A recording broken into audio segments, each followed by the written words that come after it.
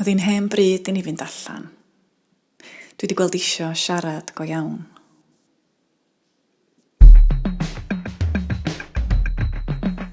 Da ni'n baglu lawr y stryd, fi am ffrind gora, a mae'r dre'n wahanol yn y nos. Neb o gwmpas, ffenestru'r siopa i gyd ddallgada dall, a glaw henon farig bora fori ar y pafin llwyd. Mam bach, mae'n neis cael sgwrsio fo. Mae rhy hwyr i fynd i rwle arall. Mae'n rhy gynnar i fynd adra. Heno, da ni'n disglair efo braw highlighter a contouring kit.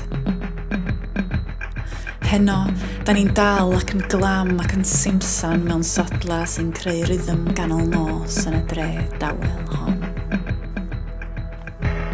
Dwi'n siarad. A dwi'n siarad o hyd, drwy dydd. Ond allan efo'n ffrind, dwi'n siarad go iawn. Dwi'n i'n mostio achos bo fi heb arfer, neu achos mae dim ond ni'n dwy ar stem o'n cega ni sy'n ma. Ond heno, dwi'n gwrando ar yn llais yn hun wrth sgwrsio. Yn clywed sut dwi'n swnio. Yn clywed sut mae hi'n swnio ac yn chwerthin ar y pethau mae'n ddeud. Mae sôn mi phlant, a'r ffordd mae ex hi'n dal i dextio. A mae'n gofyn faint o syn sy'n mewn doner kebab. A lle sy'n ei BP? A dwi ofn boi am dynnu'r gwir allan o'na fi.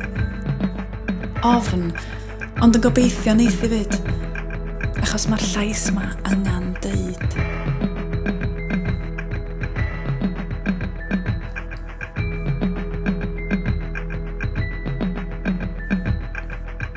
A da ni'n dod at y gola oren, sy'n fflachio fatha babi newydd sbon yn blincio. A mae'n stopio. A mae'n deud, sori, dwi'n mynd on amdana fi. Be amdana chdi? Sut mae gwaith?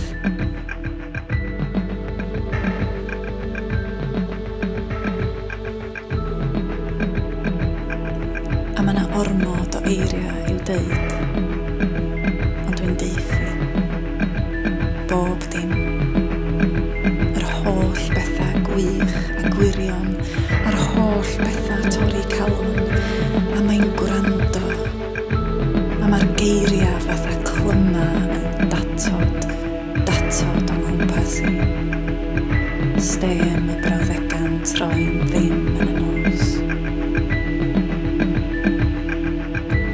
A da ni'n sefyll yn gwylio'r twllwch,